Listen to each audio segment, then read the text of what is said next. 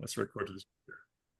All right, so we are recording this for posterity. So if you guys go away for coffee or something like that, a little break, we are recording this, and I think you guys will be putting it on your YouTube channel as well.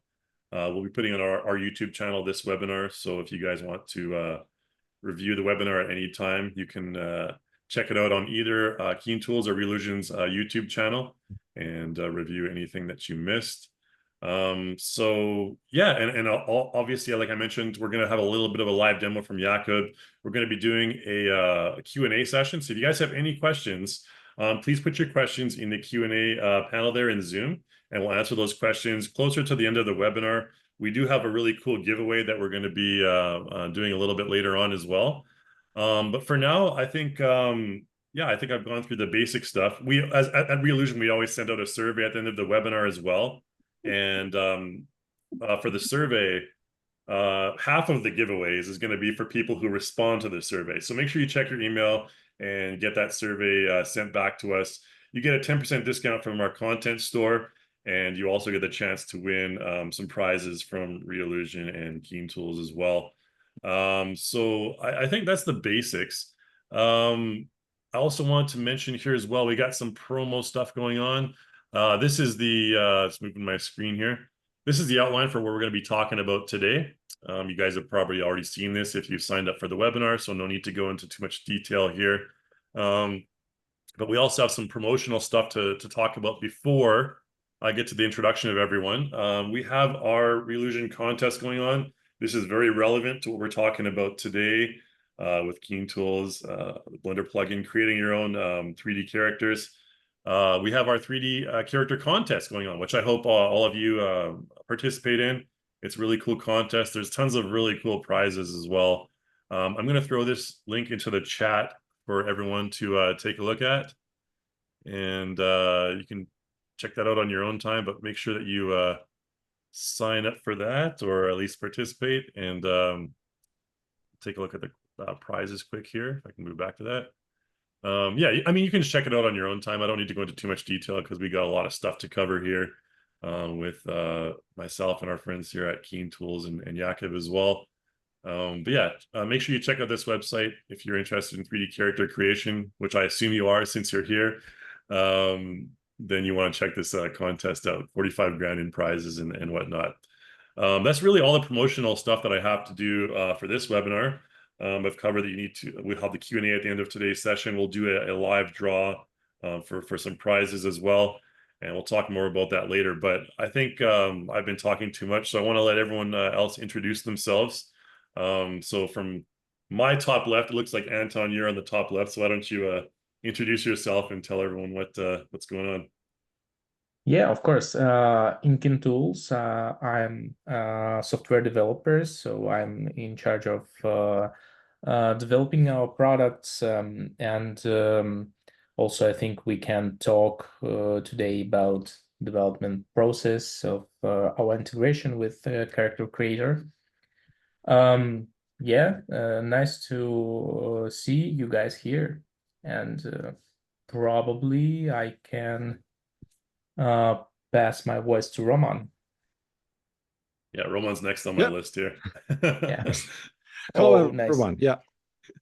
I'm a founder and CEO at KeenTools, and yeah, basically that's it. Today we're gonna talk about one of our products and its integration with another awesome product. Oh, that's how I said that our product is also awesome. But yeah, we're gonna talk about integration between KeenTools and Character Creator. And actually, me and Anthony today is more like guests here, but like the main hero of today, as far as I know, Jakub. So passing over to you. Okay. Thanks. I'm Jakub. I'm a concept artist. I work mostly on games and movies. And today I will show you how to make characters that resemble realistic people, and how to clothe them, pose them, and basically I will walk you through all my workflow. Right on. And where are you guys all based? If you don't mind asking, where are you all from right now? Where are you broadcasting from? Amsterdam. Okay, awesome. Yeah, Yerevan, Armenia. Okay. And Jakub, I think. And Poland, very small village, Łądowo. Good luck with pronouncing that. Nice. I love small villages. I'm from Calgary up here in Canada. So pleasure to meet everyone and see you guys all here and hey everyone from the chat. All right, I think that's basically it for our introductions. In terms of further introduction, I think for some of us who are not familiar with either Character Creator or KeenTools, we have I believe we have some videos prepared from both of our teams. We don't really have a video from Reallusion. It'll take too long, but if you guys have a video, did you want to share that right now, or? I believe you should be able to. Sure. Anthony, if you could share the screen, and I'll try briefly explain what's going on. It's actually like all about our tool, which is called FaceBuilder. It's a pretty neat plugin for, in this case, Blender, but it's also available for the Foundry Nuke. And it's actually a tool for creating realistic, quite precise face models based on few photos. Actually, it can work with one photo, with two photos, but like more photos you have, the better result you get. But it's not about like photogrammetry process when you have to take, I don't know, 60 photos. It's like about like having 3, 4, 5 things, so you can find them in internet, or you can take these photos on set, and so on. And it produced pretty accurate mesh, which fits the perfectly photos. And what is very important in this process, even if it's actually automated, but like you can, as an artist, have ability to move this. You see red dots. You can put red dot everywhere on the surface and drag it to a corresponding point on a surface, on a photo, on any view. And that's how you can interact with the tool as an artist. And basically that's it. That's only thing. So like the entry barrier for FaceBuilder is pretty low. You can easily start working with it, but without any knowledge of 3D modeling or sculpting and so on. So yeah, that's basically in a nutshell what KeenTools FaceBuilder is. Awesome. Yeah, thanks for that, Roman. Yeah, I've personally been using FaceBuilder for a recent history here. I found it a fantastic tool and very useful. I kind of like slacked off on my Blender learning for a while. I went over to Unreal for a while, but now I'm back in learning Blender, which is it's not the easiest thing in the world, but it's definitely an awesome tool with Blender to use as KeenTools. And we'll talk more about that as we go on through today's webinar. And I want to reemphasize as well, if you guys have any questions about the process or anything, please put those questions in the Q&A of Zoom there. I'll be kind of looking at the chat, but the Q&A session we'll be answering a little bit later on. So if anything piques your interest or anything you want to learn about, make sure you put some questions in there. Okay, I guess for at this point, we're going to probably hand it over to Jakub. You're going to give us a brief introduction of your workflow, and then we'll go over to the KeenTools staff and we'll talk more about the plugin, and then we'll get into more detail, Jakub, about your workflow. So maybe just give us a brief overview of your workflow at this point. Okay, so basically, quite often when I work on movies, I have to show actors in the scene doing certain stuff to sell it to the directors and producers. So creating that before was pretty challenging. You had to photowash, which was like pain in the ass, to be fair, when you have multiple shots. So I'm starting with the KeenTools now to get the likeness of an actor, and then I go to the character creator where I finish my character, and then I can assemble everything back in Blender and pose it and change stuff. I can get animation for character creator and so on and so forth. It's very flexible workflow, and you can like iterate a lot and jump back and forth. So that's why I like about it. Very cool. All right. Well, I guess for Anton and Roman, I'll ask you a couple questions because I know a lot of our Reallusion users may not know too much about KeenTools yet. So I want to give you this opportunity, and I'll ask a couple questions to introduce more details about KeenTools, why it's important, and why it's powerful in their workflow, character creation workflow. So in terms of FaceBuilder, where did you guys come up with the idea from FaceBuilder? Maybe give us a background about it. Well, it was a funny story actually. So it's like I have a background as a composting artist. So I was working on like as a composting artist in Nuke for 5 or probably 7 years or something. And one day we understood that we want to have geometry tracking inside Nuke, because we actually had a lot of application for it. And our first tool was called GeoTracker. And this tool was able to track any object of known geometry, like even if it's a quite hard tracking. For example, I have this bottle in my head, and I want to change. Nope, it's called water. Okay. But I like the way you think about it. Yeah. So, and if I want to change this print here and write vodka, I need to track it, and then I can apply this visual effect. And if I know the geometry of this bottle, and usually it's not that hard, for example, in this bottle is in a nutshell just a cylinder, so I can like track it using GeoTracker. And that was our tool, and it was like kind of a very, very popular tool among Nuke artists. Now this tool is also available in Blender, and in Blender is also like quite popular add-on at the moment, and it's even probably more popular nowadays than FaceBuilder. And but it's appeared that people actually tend to track faces a lot, because like so many applications, when you want to, like, I don't know, change the hair, you want to add some sunglasses or some hat or some scratches and so on and so on. And for this, they had to somehow get the precise head model of the actual actor.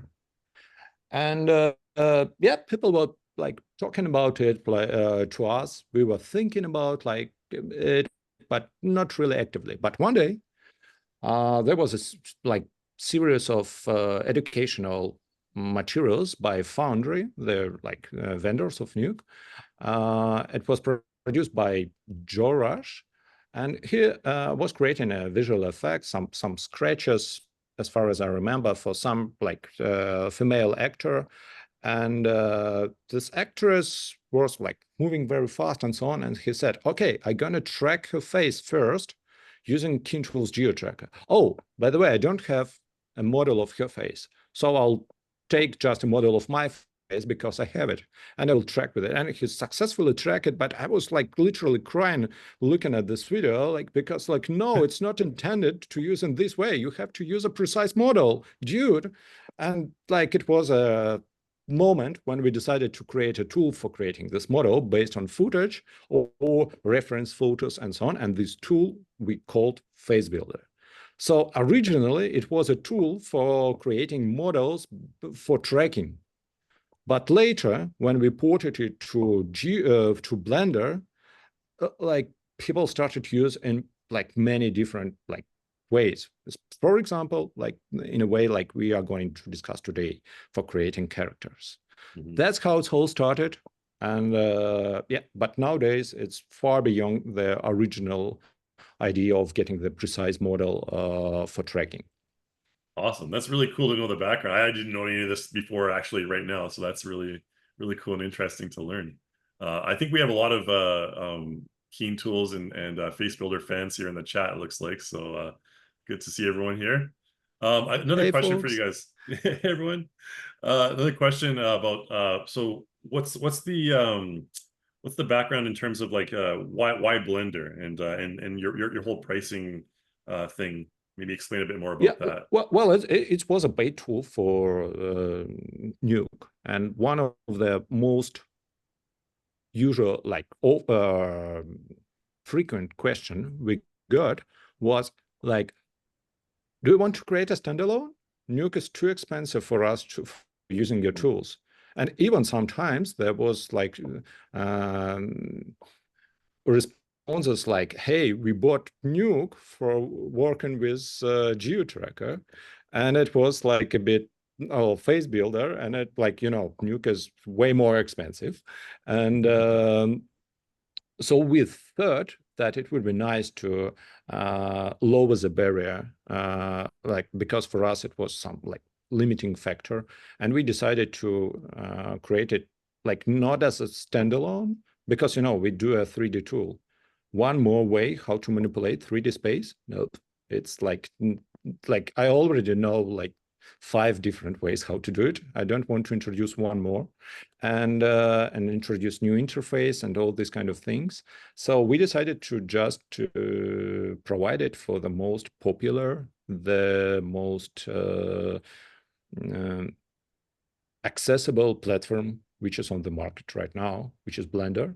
And yeah, basically that's it. And we just, speaking about pricing, we just like left the pricing how it was in Nuke. And if you buy the license in Blender, it currently works in Nuke as well, and vice versa. So we actually just do the tool that can simplify your life and minimize like some time on modeling and so on. And like that's why that pricing. Absolutely. And I can tell you guys, it's a very valuable tool in terms of like what I've used it so far. Incredibly useful and great quality results. I was really impressed. I didn't even know about FaceBuilder until like a few months ago, and people were like introducing it to me, and I was like, this is awesome. So yeah, really psyched about it. And I'm still in the learning process as well. So I'm learning here as we go. So I guess the next question I have is your advice for getting the best results with FaceBuilder. Any tips or tricks that you, as probably the most experienced guy with FaceBuilder, can give the attendees here? Yeah, I think I can talk about it. Actually, to get an accurate model, first you need high quality photos. Of course, as Roman said before, you can achieve a decent result even with random photos from the internet.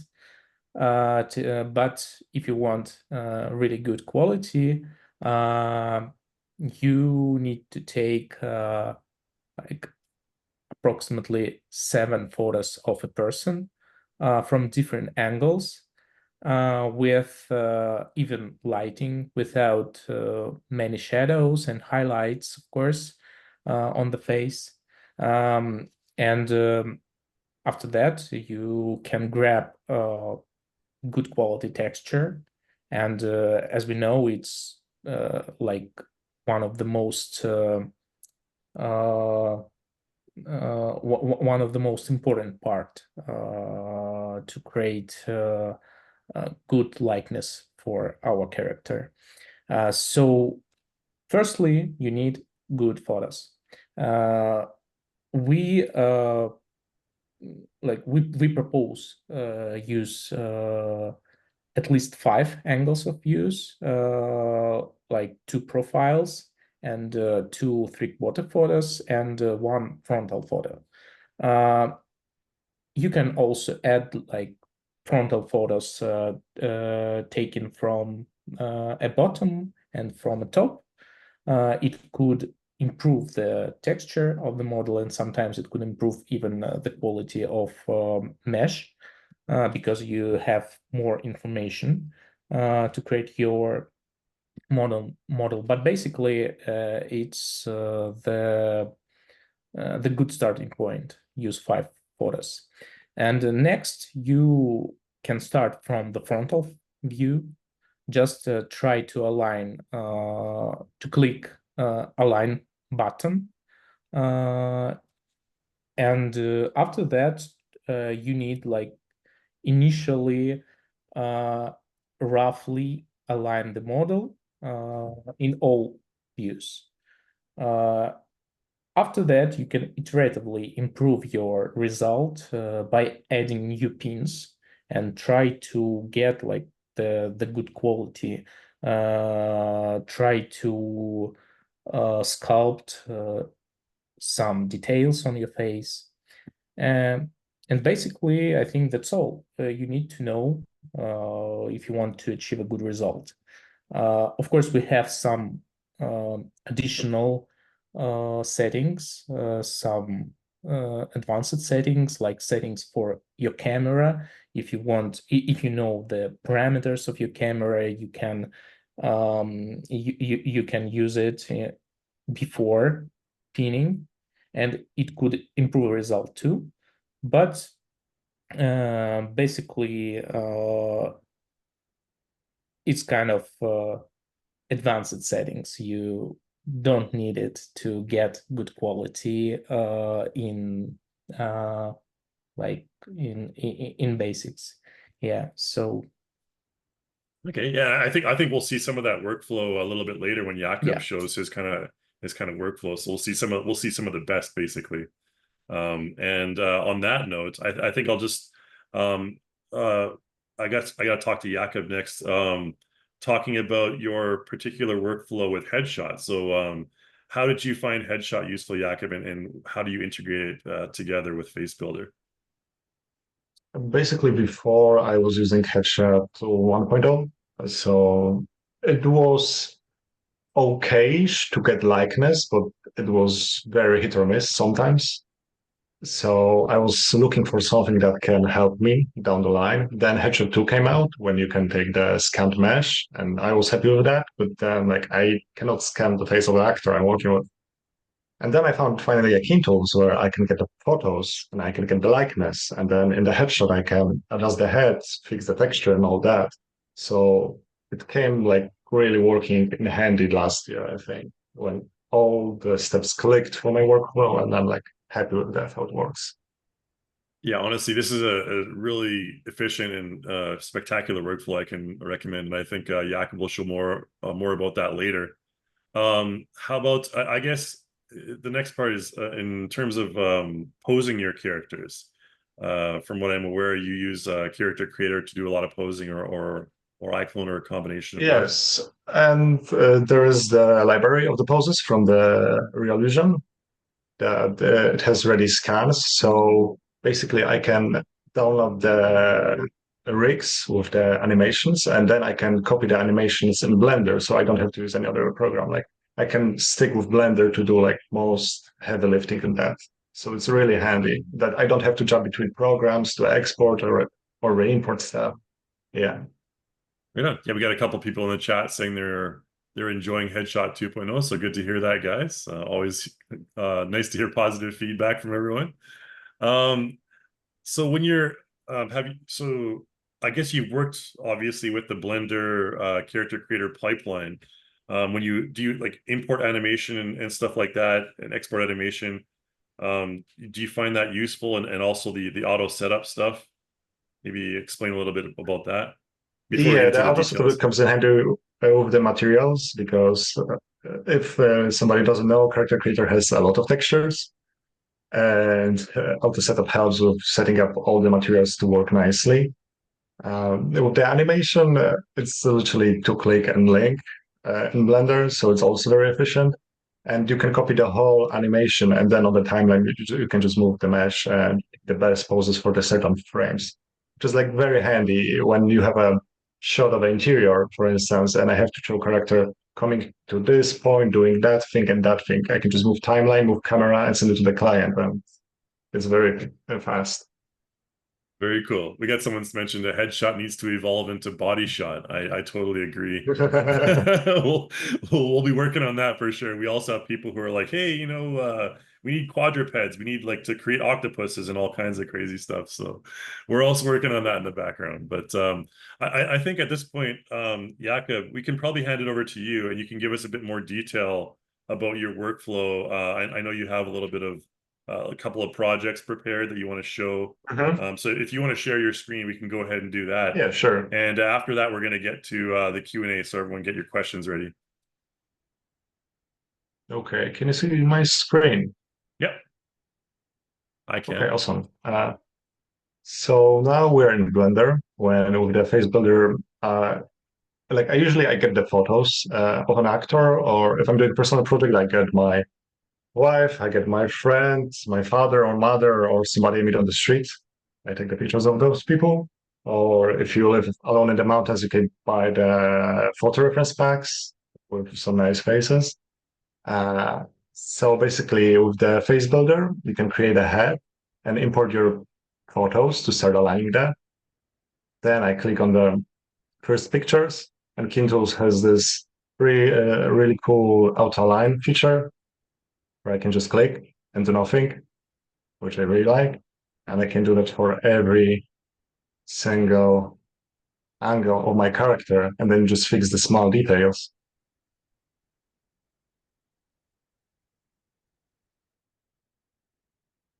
And then I just go and fix like the ears. You can click on the mesh and then just drag to make it fit nicely.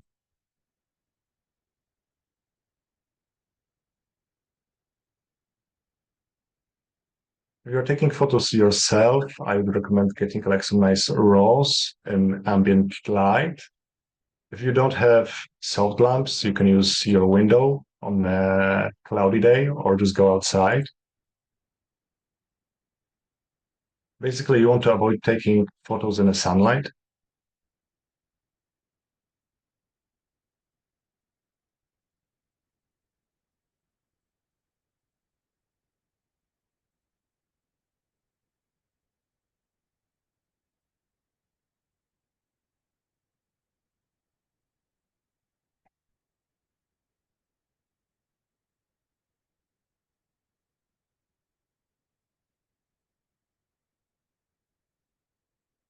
And when you get the first 3 or 4 angles, there is basically mostly fits, and you don't have to worry about aligning every single picture.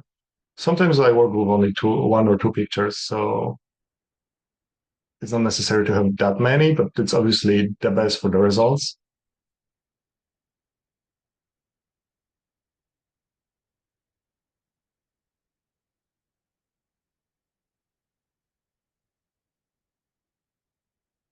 Also, when I'm going to export my face, I won't use the whole mesh. I will just use front of the face. So I'm not worried about the neck or a hair or things like that.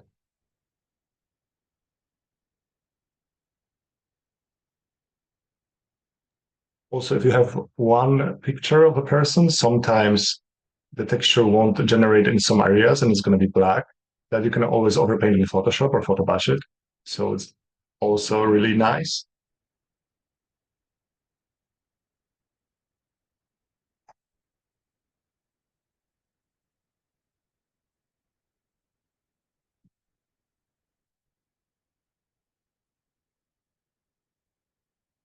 I'm done. Now to texture that, I go to Texture tab and I just click Create Texture. And after a while, I have ready head. So like I mentioned, I won't use the part of the hair and the neck. And to export that to the character creator, I just have to click Export Character Creator.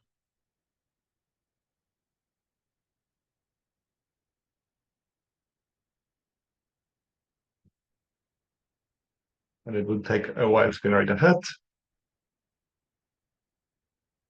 Now we're gonna use headshot to get the rest of the details. I'm gonna go to Photoshop to fix some parts of the texture to get rid of the hair and some coloration on the face.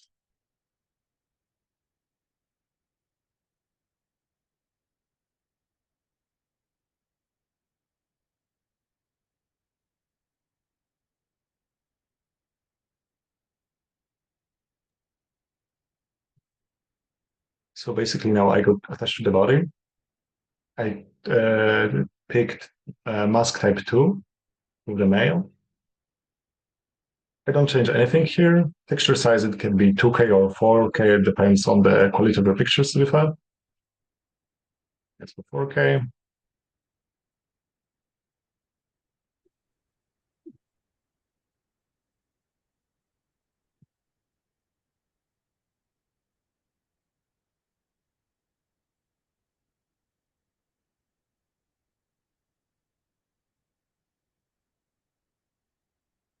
basically the advantage of using that workflow is when you do the head only in a character creator, it lacks kind of the detail and the texture. Like there are limitations of the realism you can achieve. And when you take photo of the face, there are a lot of color variation with the local color where the nose is more red, the ears are more red. There is some uneven coloring on the face. With the face only from character creators, for my taste, a little bit too even, which makes it unrealistic. So we're getting the head from the KeenTools and getting the texture from the real photos, skipping that part. And we don't have to create a texture in Substance or other places to make it like realistic.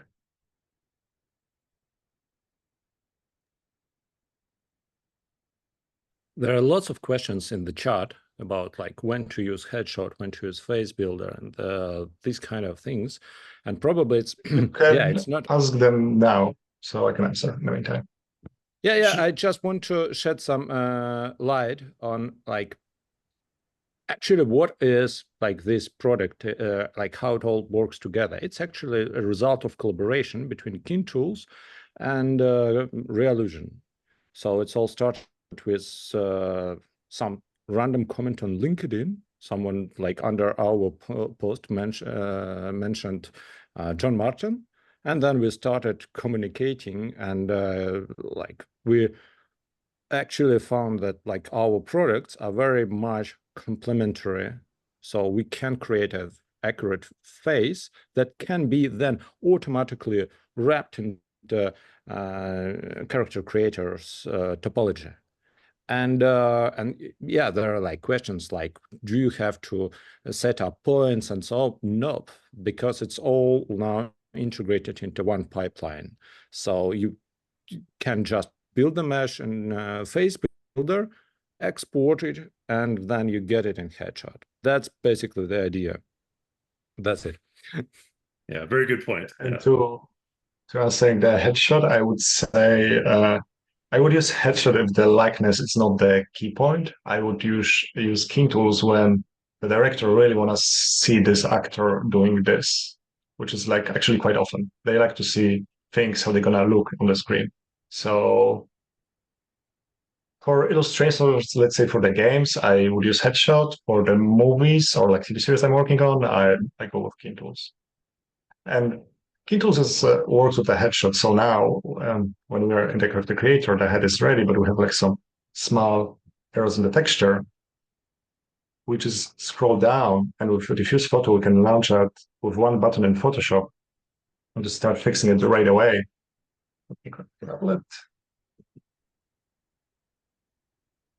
So basically, I know that this hair is looking bad in this one. I can go with the healing brush.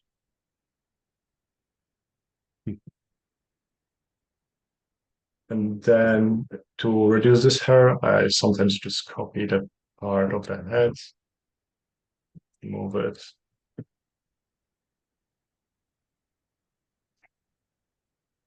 Doesn't have to be pretty, it just has to work. Yeah, let's copy the other part of the head.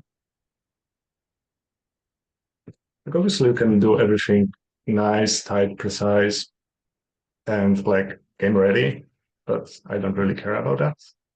For me, it just has to work. Now I can just save it. And click Apply Skin Texture.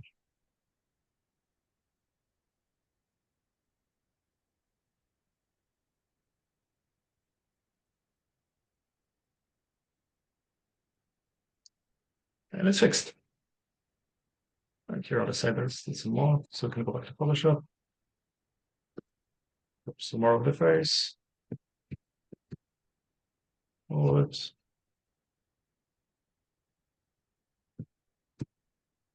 And done. It's really handy that you can just click button and update the texture and export the head from Blender and all that. I really don't like go through the folders, looking for my files. I'm not the cleanest person in making the folder list, so it's always pain for me. So if there's like a live link or something, and I just can click a button, I'm really happy with that. So I have my texture ready. In the headshot, I can go to activate sculpt more, and I can tweak a little bit of the elements that I want to tweak. Let's say the ears to make it like more funky. I can just move part of the mesh. Make his ears bigger. Something like that. Can edit his nose.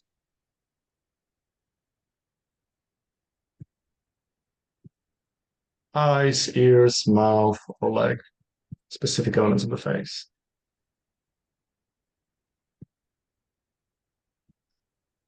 When I use only headshot without KeenTools, I spend more time here to make it nicer with the picture. When I'm using the headshot, the KeenTools, I don't have to do much here to be fun. And with that done, I can just go to the skin part. There's like a lot of content in Character Creator that you can refine the face even further. So I go to the skin part where I can add some more normal maps, roughness maps, some more coloration of the face to make it even more realistic. And what I do, I just go one by one through every single part of that and look for something that may look interesting on this character or not. I should go the partial wrinkles. I think that I can. And let's draw some wrinkles of this guy. I don't spend a lot of time here. Again, depends, because I don't see character up close that often in my work. So it's just like his face and it's from afar. So to be fair, I could just use that and start working on the clothes, but I'm gonna show you how I would do that if I would have more time. And then with this is obviously too strong, so I go down with the opacity and I put it up just a little bit, get some more interesting normal effects. Some noise. That's basically just adding style on top of the list. It's very intuitive.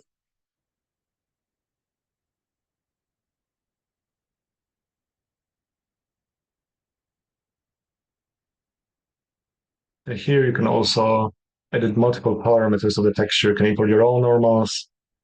You can tweak normal strengths. You can tweak colors of the, if you would put some makeup, you can put makeup on the character. You can give him a lipstick, eyeshadow, or other stuff.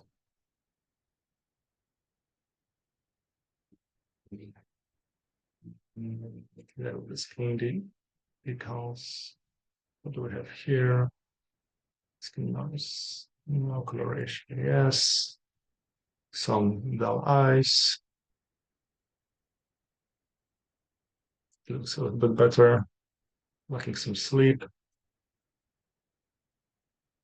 Some redness on the nose.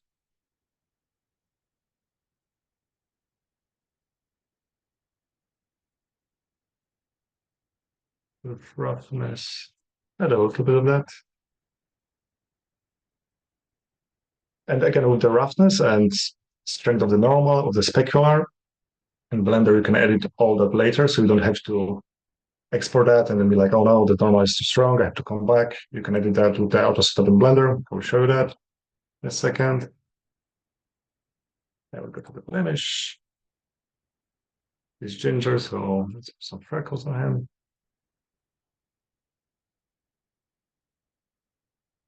You can add some dirt, you can add scars, tattoos. With tattoos, you can import your own alphas or use the ready ones. I don't want tattoo on this guy to the file. And then with the body hair, it's just for the normal. I won't use that, I will use normal hair. I will do that actually now. Everything ready, you can turn off the editor.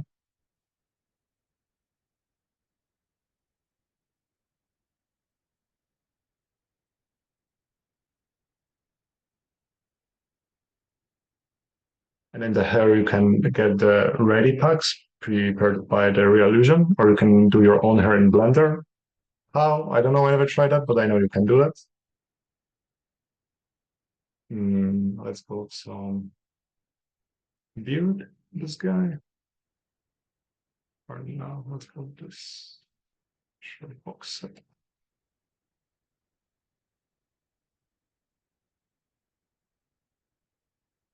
I won't use those hairs though.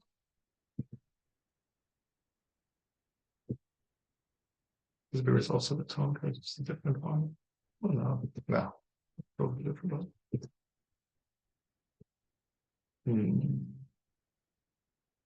This one, a bit shorter. I will get rid of the mustache. I want it. That's just right. Then in the hair, I will go with the classic short. And on top of that, I will add something else. For eyes.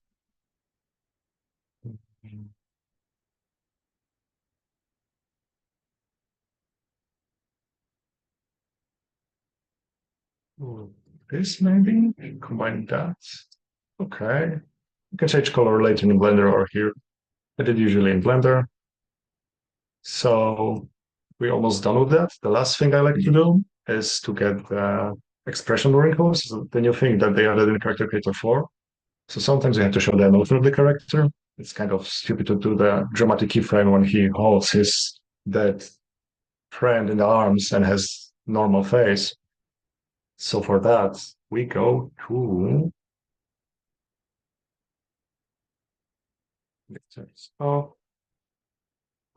I think expression wrinkles, and I use neutral.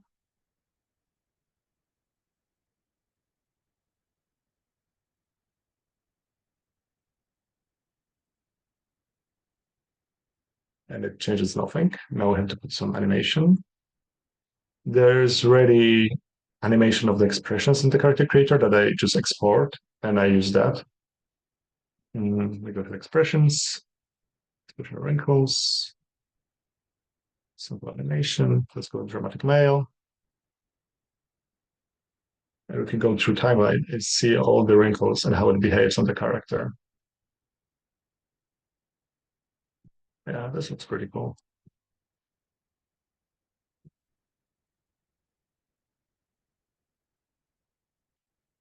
So with character ready like that, I can import the codes into the character creator. I'm gonna open the project with that, but first to export that, like we have ready character, you go to export, FBX, cloud character, and here I go to Blender, measure motion, I go with current animation, and I turn off first frame, and like that we can export that and later re-import that in Blender to use that. So how to make clothes? With clothes, I'm gonna open other project, clothes, replace all. Basically, if I have a lot of time, I use Marvels to do my clothes. If not, I buy ready projects and just kit bash the clothes on top of the character. Like that. It doesn't have to be perfect. I usually sculpt over that in Blender. So basically when we have, go to scene, let's say we got our pants on our character. I can just go to transfer skin weights.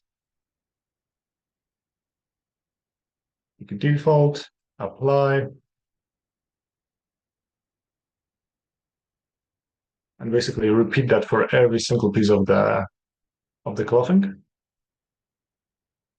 And to see how it works, like sometimes if I like to dress my character in the T pose, because sometimes if it's in the A pose, the mesh picks the weight of this part of the character, of the rib cage, and it stretches and doesn't look so good.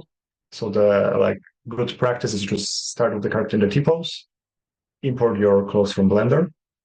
To import that, we go to create, accessory, and then we can import our mesh. So to check if it works, we go again to the animation. Let's select our character. Let's put some pose. Looks okay.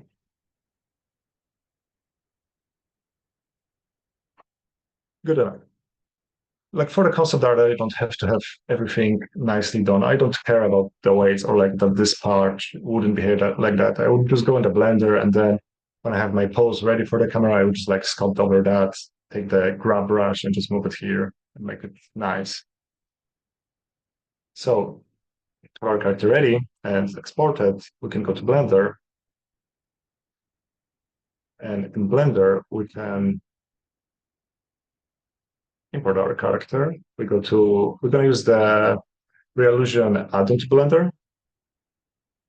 And this find character, the latest one.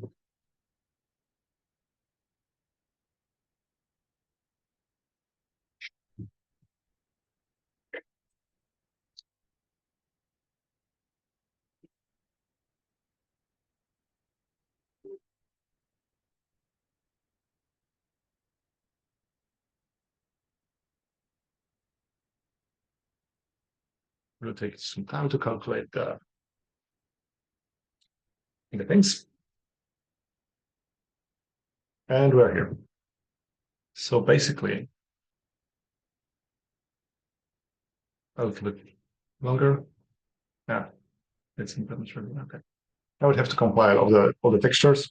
Like I mentioned before, it's a lot of texture. I will also show you how to optimize that, because when you have one or two characters, I work on a laptop, so I don't have a lot of VRAM. So I try to optimize my characters as much as I can, because when you go above like 2 or 3, then you run out of the VRAM and the stuff just doesn't work, which is a problem. With the mesh density, I don't care that much because the mesh is fairly optimized. The clothes is it's about the amount that you're gonna export it from Blender. I often go to the decimate and just leave around 10K polygons for each piece of clothing. Depends on the complexity, of course. And the lower the amount of the polygons in your cloth, the easier it's going to be to animate and pose. So we have our character. That's very nice. And here in the character pipeline, we have all the options for our character. We have a lot of settings. We can add materials. We can recalculate it.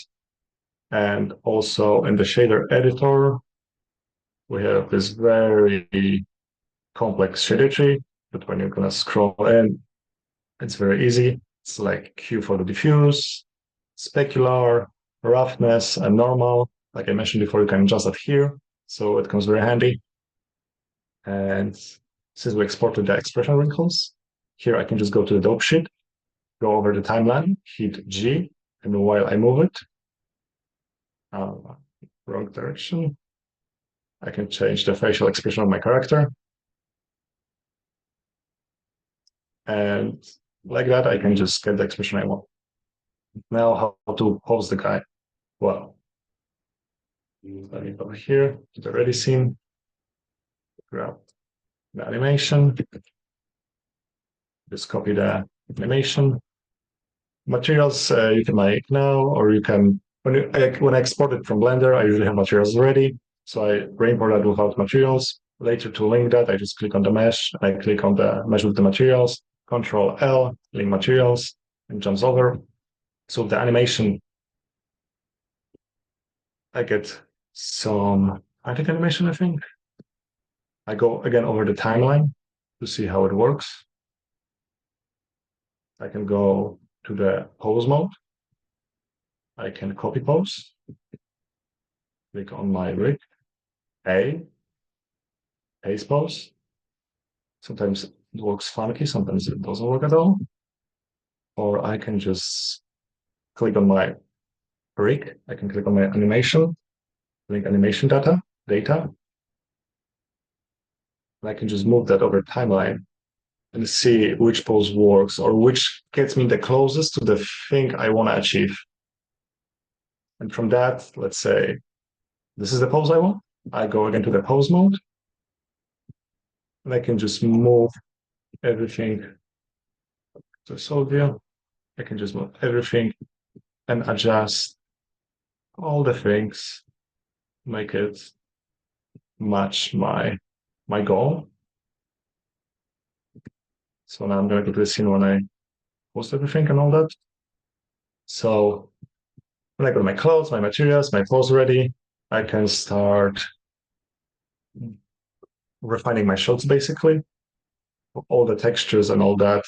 It gives me like a pretty solid start to overpaint later in the Photoshop. What I would overpaint here, like let's say it's the interior of the room or something like that, I would add some redness in the ears to get some more color variation on the face, on the nose.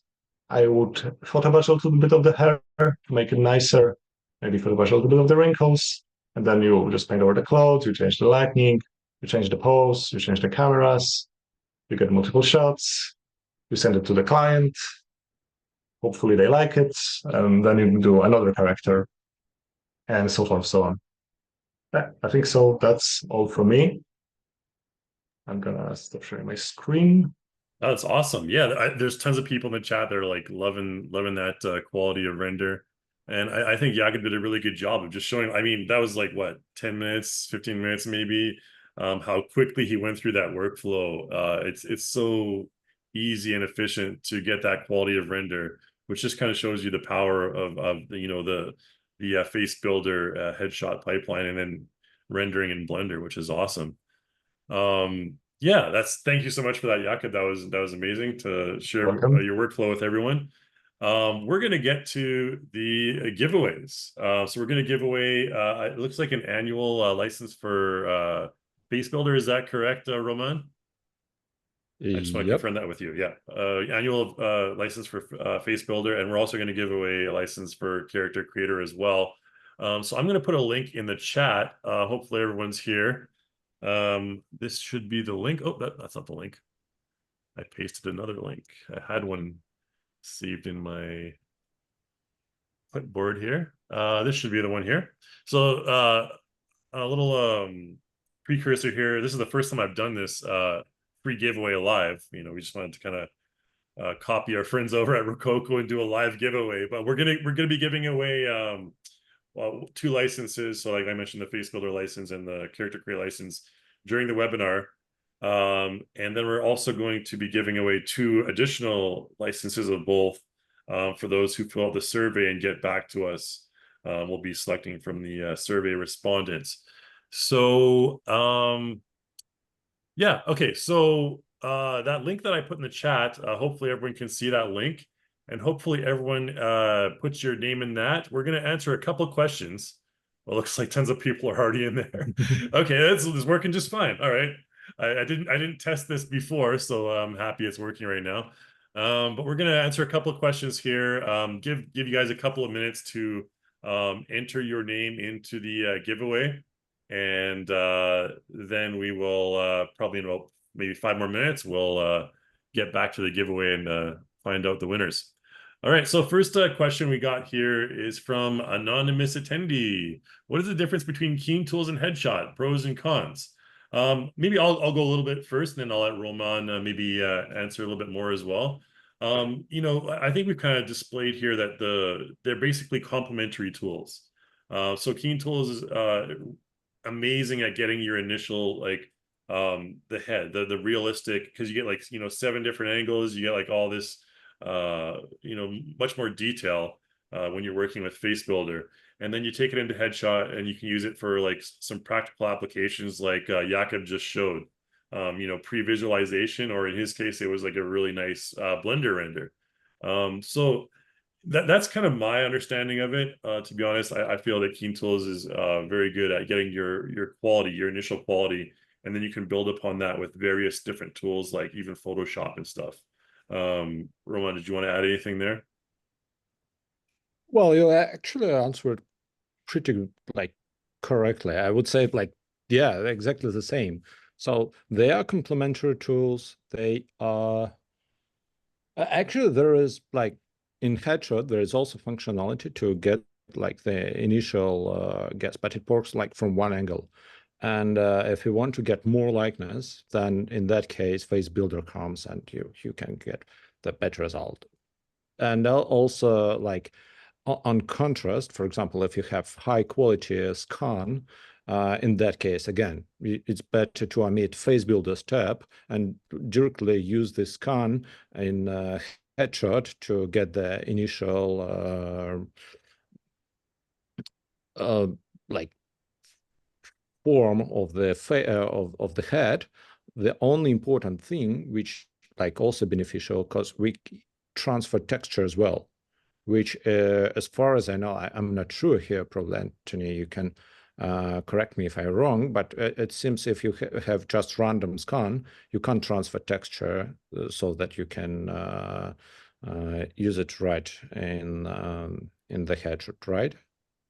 So in that case, you're going to use like some predefined textures. But if you want to like use the texture from the actual face, then in that case, it's better to use FaceBuilder. So yeah, that's how the pros and cons. But obviously, the quality of the scan is like kind of higher than FaceBuilder quality.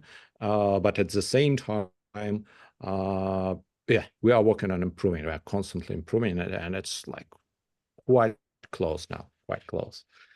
Awesome. All right, let's go to the next question from Quentin. Quentin Rude, considering the workflow to Nuke, will this application work with DaVinci Resolve / Fusion? I think that would be for you, Roma. Yeah, I think it's about KeenTools Suite, and it's something on like our plate. We are like thinking about it, but we like haven't yet started. So, but we started. We thought about how it can be implemented, but we like can't share any ETA when it's gonna be available. But don't hesitate to write us if you need it. It will definitely help us to make this decision. Okay, cool. We got a question from Dwayne. We'll do a couple more questions, and then there's 84 people who have entered into the competition. So make sure you guys. I want to emphasize again. I'll repost the link in the chat here, so you can enter your game into this document.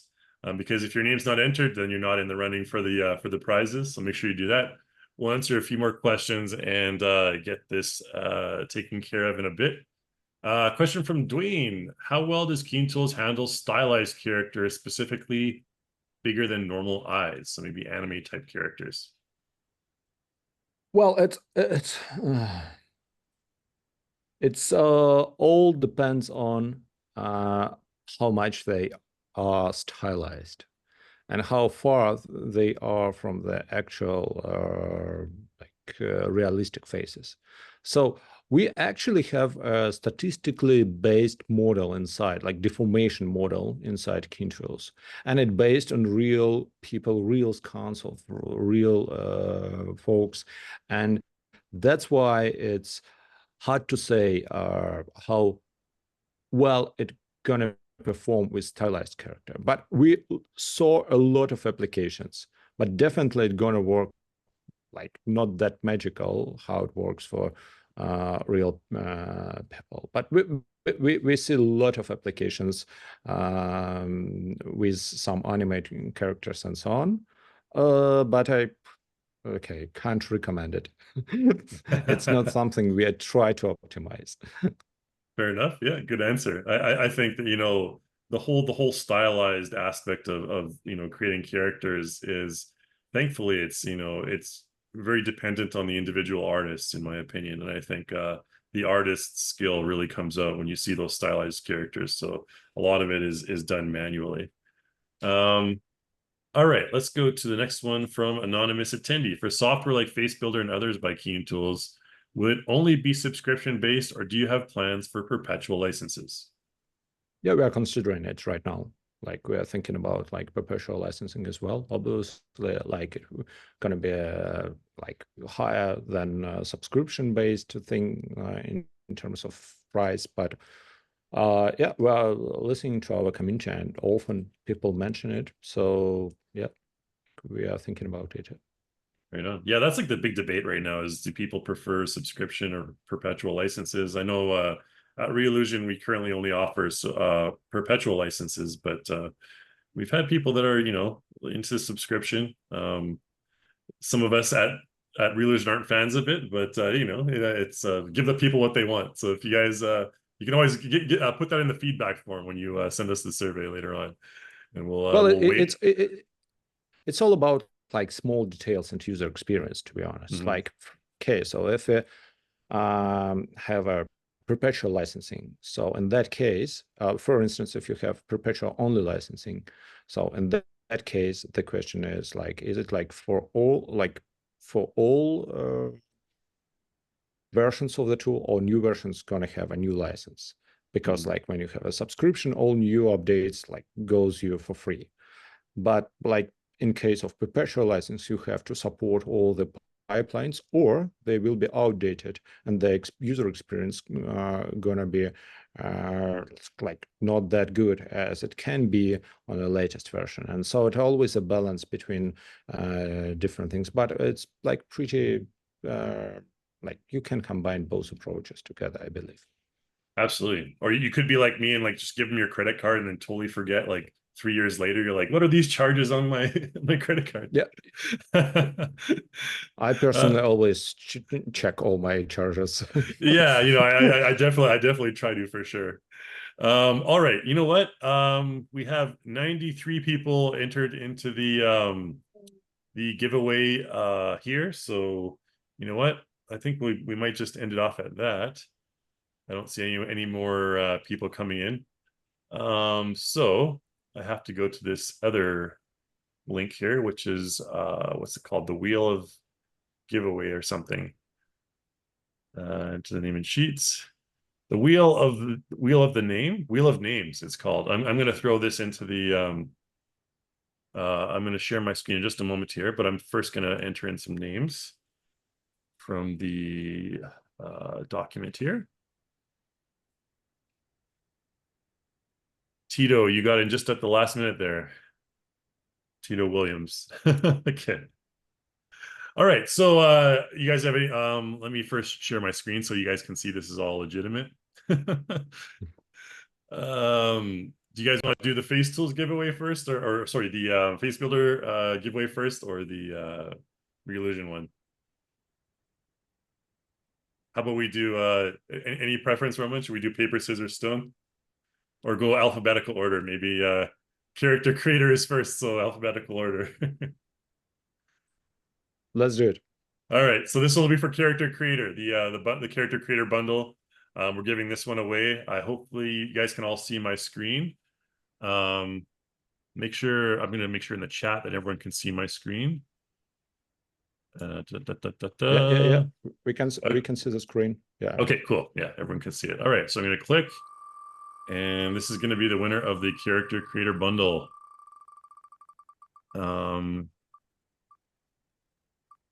Oh, all right. Clydas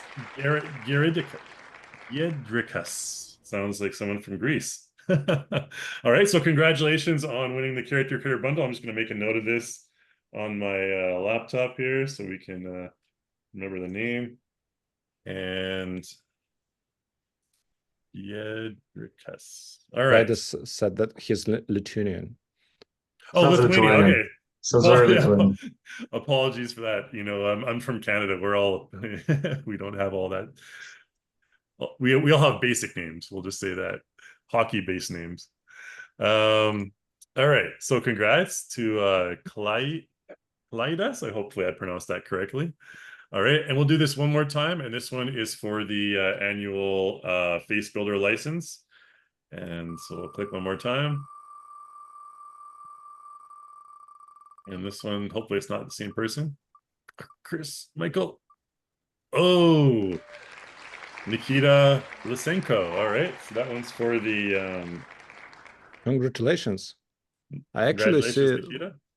A sector which is called FaceBuilder, which is quite a strange name for FaceBuilder raffle, but all right, so those are the two giveaways for the live webinar. Again, I want to encourage you guys all to fill out the survey, send it back to us, and we'll select two more from the the survey respondents. So congratulations to those two, and we'll get back to the Q&A. We have a couple more questions for the Q&A and some ending comments, a little bit of a parting sales promo, and we'll get to the Q&A right now though. So where am I here? All right. My Q&A disappeared. Is it because I shared my screen?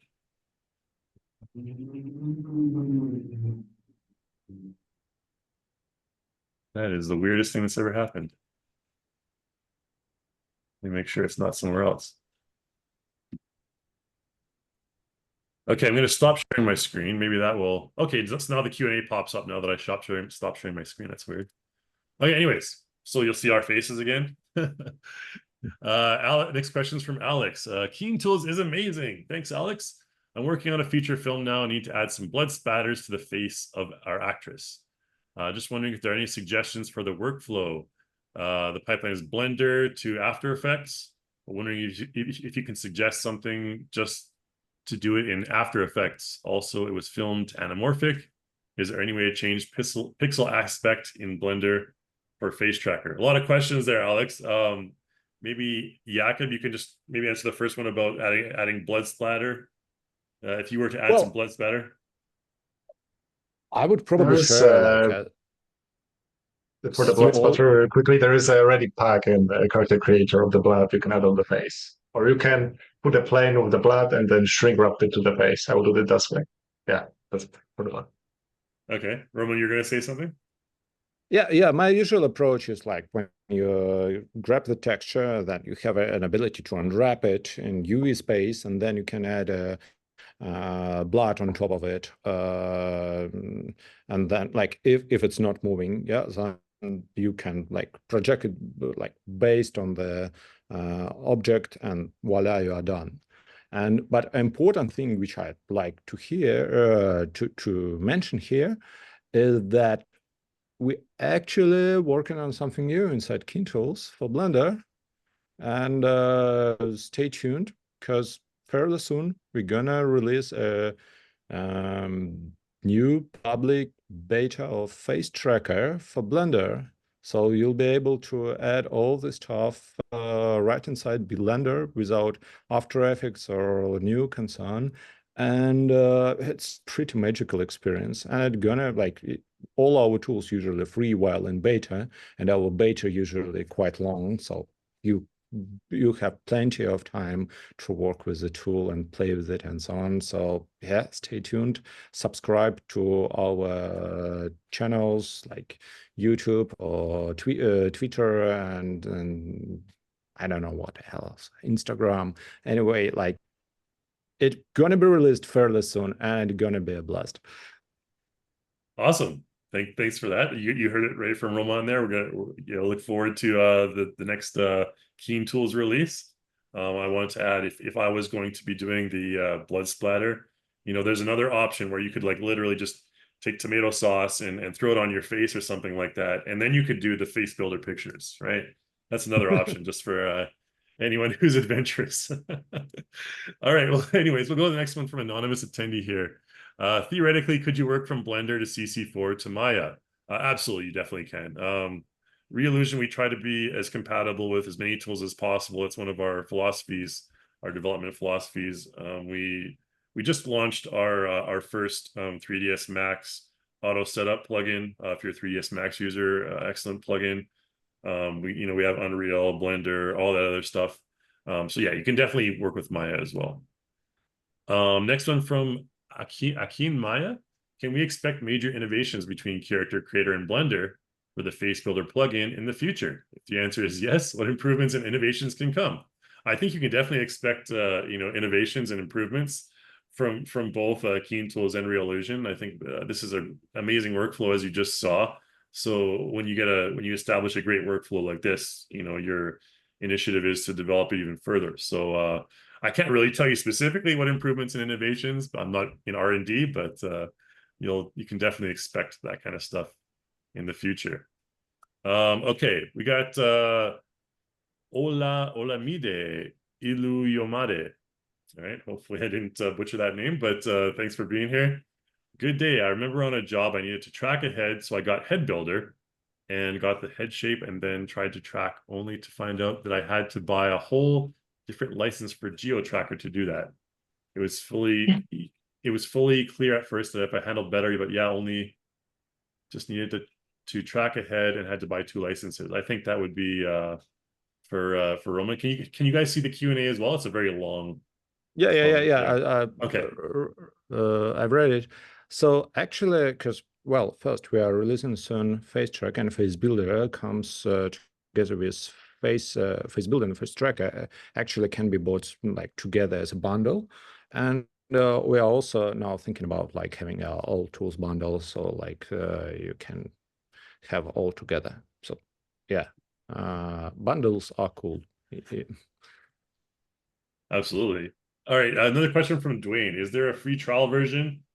We do. I think you guys also have a free trial. Yeah, we also have a two weeks trial for FaceBuilder. Okay. And actually, like most of our users are actually on trial version, most likely. All right. Another question from Akin here. Are there any improvements or enhancements to Insta-LOD texture compositing for CC4 and the built-in merge materials feature? Because textures are dissolving and failing to merge together into one UV map. This happens to me all the time. Very good question, Akin, and this is a Reallusion character creator related. The Insta-LOD texture compositing, that's a strange, I've never encountered that myself. But if you are consistently having issues with it, please contact our customer support, because our Q&A department would love to take a look at that. It may be system related. There's all kinds of things it could be. But if you're having that issue, Akin, yeah, please contact our customer support so we can improve your experience there, because that's generally doesn't happen. A question from Watson here.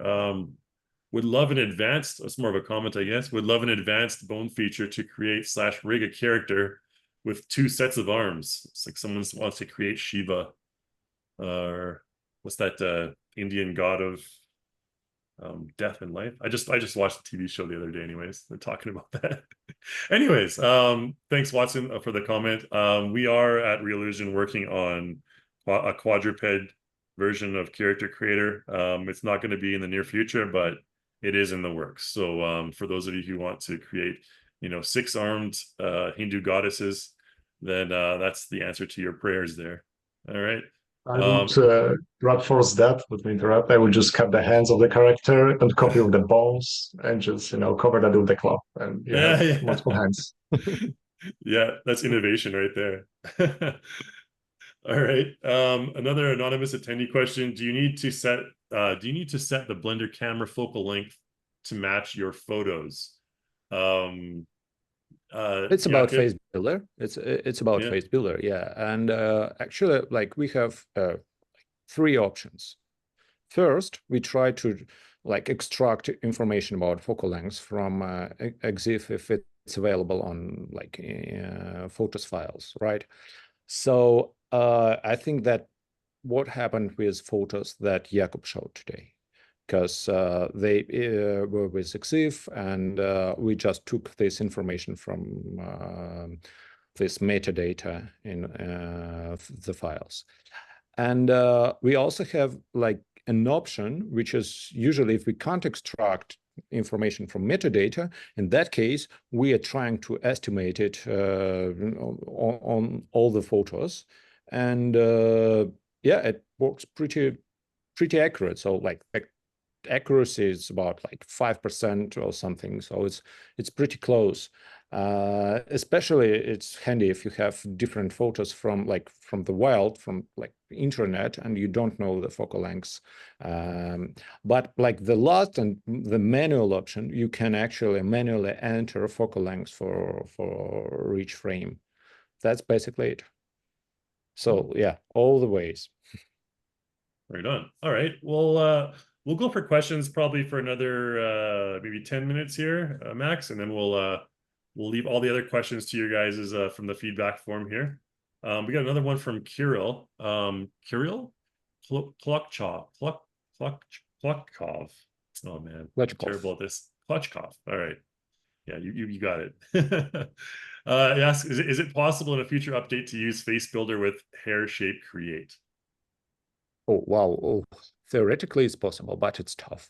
Like it's really tough. And like currently we are not considering it in our near plans, but we are trying to keep up looking at all the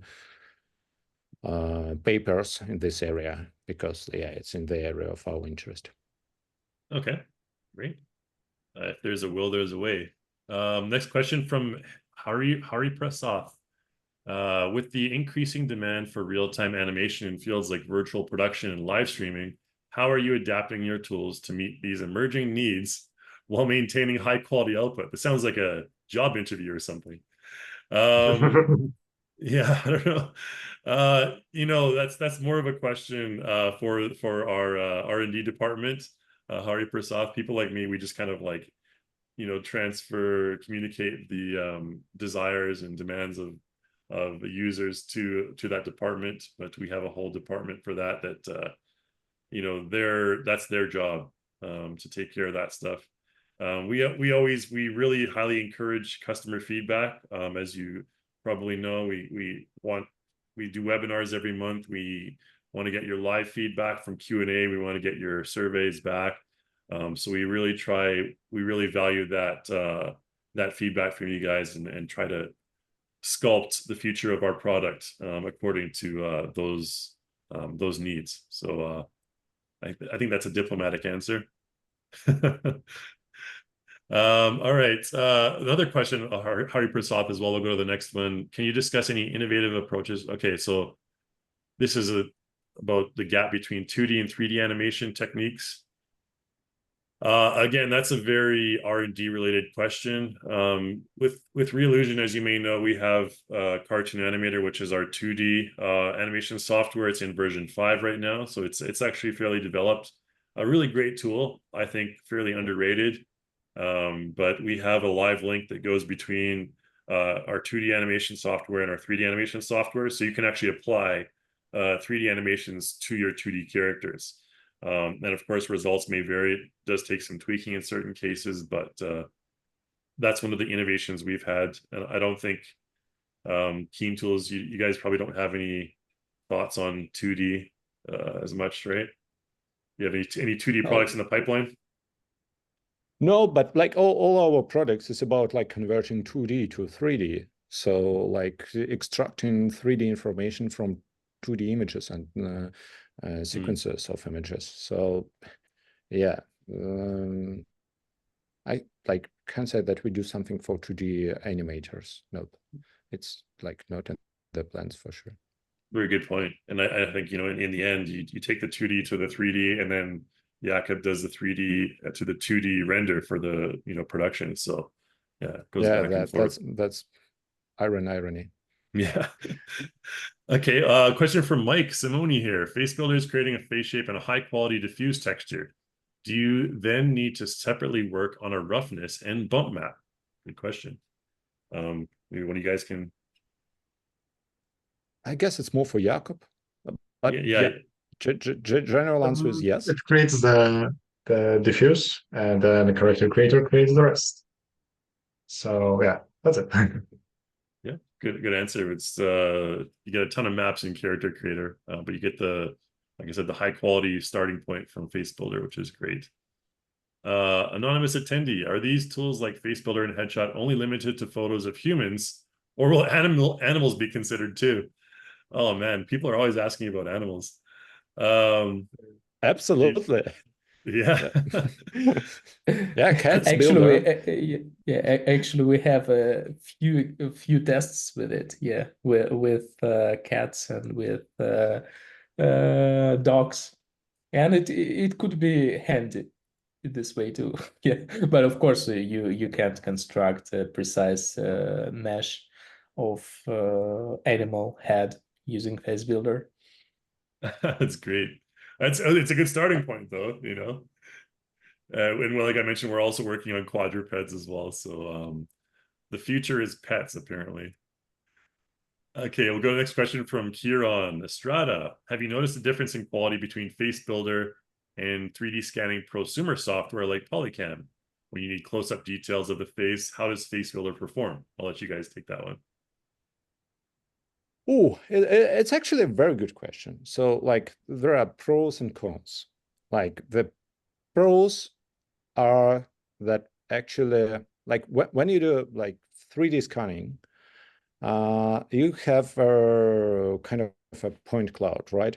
So you will not get texture, and you often have like issues with hair, because like when you import the mesh into headshot, in that case, like it's expecting the mesh without the hair, or like at least in some, I don't know, like head or something like, but it should be pretty bold.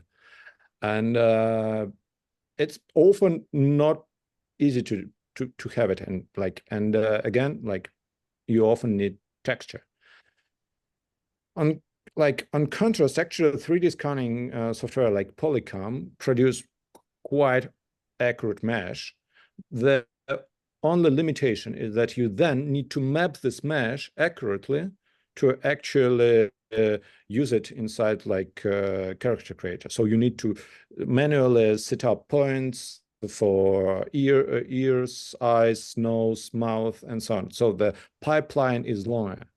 And I would say that the quality at the moment, like pretty comparable. So it's not that, like sometimes in Polycam you can extract these small details, but the problem is that usually then you lose them when you import the mesh into character creator. Probably you can set up some process of extracting these small details into displays map or something, but it's like kind of complicated. So it's hard to compare. I mean, like I would for sure use FaceBuilder in almost all my applications, but probably sometimes, especially if you like have a way how to use this rough texture, point cloud, for example, for adding some hair afterwards in Blender or something. In that case, probably Polycam will be more beneficial. Yeah, that's a long answer, but the question is like pretty tough and pretty interesting, I would say. No, I think you made a good point, and I want to emphasize as well that both our teams have worked hard to do the hard work that Roman was talking about. You know, getting all the points and being able to animate the face and everything like that. So yeah, the workflow is certainly easier with with our two softwares. We'll go to the next question from Zola. Anyways, this is a technical question for Reallusion, I guess. Hi Zola, she's a longtime Reallusion user. Is there a difference between the base characters in CC4 and CC3 plus characters? So this is kind of a naming thing that we've always laughed about at Reallusion. CC3 plus characters are CC4 characters. So those are the latest versions of our characters. I don't know why they're called CC3 plus, not CC4, but that was just what happened. So yeah, they are the same thing. CC3 plus is CC4. So hopefully that clears up any issues you had there. Anonymous attendee asks, could we use Groom in character creator or just cards? So this one is a little bit of a more technical question, and I've messed around with Groom and cards myself. When it comes to the way they're exported to the software, it depends on which software you're using. So the auto setups that we have, auto setup plugins we have for, like, say, for example, Unreal, Blender, 3ds Max, Maya, etc. Those will convert the hair textures and materials to different to the associated software that they're going into. So it really depends on which software you're using. I'm not really technically savvy with either of any hair modeling in general, so I'll just say that for now. But good question. I don't really have a solid answer for that, but it just depends on the software you use. All right, we got about 4 more minutes. I'll go to a couple more questions and then we'll end off. Question from Chad here. When trying to get an accurate sculpt with FaceBuilder, how many pins is too many where it starts to be detrimental? Good question. Or maybe... Yeah, really good question. And well, there are a number of aspects. So usually, like, the important is that your pins, like these points, right, are like don't have long residuals. Like when you drag them, you have this kind of a row between the actual point and surface point, which it is attached to. So in case you use FaceBuilder like in a right way, you don't have lots of these long residuals. And the way how you can get them is actually if you attach, for example, 2 points to the same part of the skin and drag them into different direction. And in that case, you'll have lots of points, but they will actually they will not help each other. They contradict each other. And in that case, it will actually start to be detriment. And so I would say that in many cases, like the first few needs, I don't know, approximately 20 points or probably 25 points, depending on the quality you want to get. And every next few will get less and less points. So like, because you get the face closer and closer to the actual projection. So it all depends on the particular character, but generally try to use not too many. So like use only pins you actually need to fix the projection. So if you feel that there are too many pins, you do something wrong. Okay, good answer. Hope that's helpful. Let's go. I'm going to do 3 more questions. I'm going to select these questions from the ones I feel are kind of most relevant. So apologies if I miss your question, guys. But Quentin asks, will KeenTools eventually become available as a pipeline to Unreal Engine? You guys have any plans for that? Right on. Yeah, everyone and their uncle is using Unreal these days, so it's a good idea. All right, let's see. Zola asks, once I buy Character Creator 4, do I have access to their morphs for use with other characters, including skin color? Yeah, absolutely. It's all embedded into the software, and you can adjust the skin color as you want. There's also presets. The skin templates that Jakub was using earlier, there's also skin color templates you can use on top of like acne. If you want to give your character a sunburn, go ahead. You know, we'll have all the templates available. All right. Okay, good question from Mike really quickly here. Rather than exporting an FBX and then importing into Blender, would you recommend the Blender link? Absolutely. I've used Blender link. This is a Reallusion plugin that we've launched recently. I use it all the time in my recent workflow for freelance projects. Absolutely, Mike. I'm in love with that plugin, so I can highly recommend it. Okay, maybe I'll give one to you guys here. What kind of innovations and development? This is from Akin Maya again. What kind of innovations and development are you considering in the future for FaceBuilder? I think we'll maybe.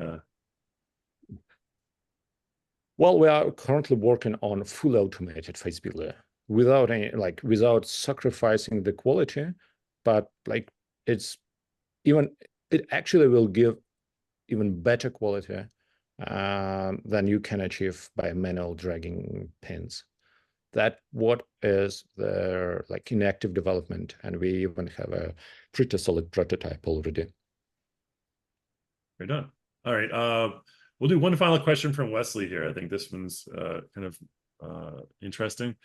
Wesley asks, can the default Reallusion head mesh that already has face and mouth posing shape keys be used with FaceBuilder, or can these shape keys be added to FaceBuilder heads afterwards? Thanks. Jakub, have you ever messed around with that sort of workflow? Or you? No, but I used iClone to animate a face recently. I was doing a pipeline for the architectural studio actually with the characters. We played with that. Like, I'm not a specialist, but it's interesting. Like, maybe I will do something in the future about that. It's kind of like a backwards workflow. It's like you're taking the character creator head and into FaceBuilder, but you know, it's not something that I just want to Sure, go ahead, want to Roman. add that, yeah, we actually have a number of blend shapes coming with our head, actually Fox blend shapes. So probably, like, I don't know what is your task, Wesley, but if you can share it with us in user support, like, we will try to help you, because we actually have a number of predefined shapes already. And in many cases, it's like more than enough, but probably you'd like need something specific. In that case, let us know, please. Very, very good answer. That's yeah, I didn't know that myself. So really cool. So you also from FaceBuilder, you also get the blend shapes included. So that's Yeah, cool. yeah, you actually can even track, like, for example, like when you track it with Face Tracker, then you can export it in a coefficients for all these blend shapes. So you can, for example, reapply these coefficients later on character creator, character, and so on. So there is like a nice pipeline which we actually probably can implement in future to also together with Reallusion to actually bring animation using Face Tracker. Very cool. All right. You know what? I think that will be all for the questions for everyone today. I'm going to just make sure I'm not missing anything in terms of the in promo stuff. But yeah, I want to remind you guys as well. We mentioned the competition earlier, the Reallusion 3D competition, so 3D character creation competition. FaceTools is FaceBuilder is an amazing tool to take advantage of when you're creating your characters for this competition. I think I have the link here. No, I do not. But anyways, we have that competition. It'll be on our main page, reallusion.com. You should be able to find it there. Make sure you enter that. I also wanted to mention as well, we are recording this, like I mentioned. We'll be sending out the recording. I think you guys will be publishing on your YouTube channel. Is that correct? Yep. Okay. We plan to post it later on our channel as well. Yep. Great. It'll be on KeenTools channel. It'll be on our Reallusion channel. And we'll send you guys the link in the follow-up email with the survey as well. Yeah, any parting comments you guys want to make? And then we'll end off today. I want to like make a comment that Jakub, it was impressive demo.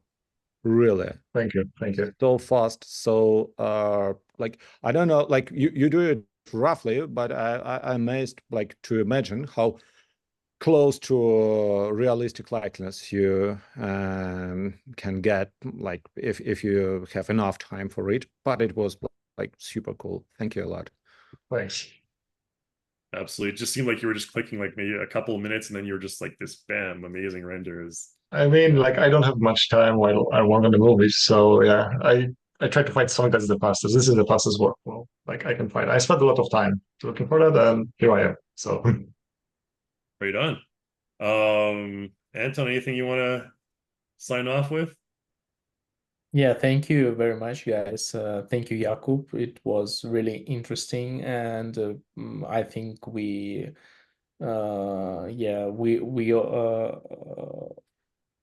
me and Roman knows a lot about pipeline, like you introduced for us. So yeah, thank you very much. Awesome. thanks. And yeah, Thanks for having me. you're the last one to say anything. It was fun to present that. Like, again, if anybody has some more questions regarding workflow, I posted on the chat the video I did for Reallusion before. So there's like some more stuff, and if somebody has more questions, you can write me, and yeah, I'll try to help. Awesome. Well, thank you so much, guys, for being here for today's webinar. Really appreciate all the answers and the feedback and the questions from everyone as well. Thank you, everyone, for attending. And you know what? Get yourself a copy of FaceBuilder and Character Creator and enter that contest. We're looking forward to seeing what you guys have.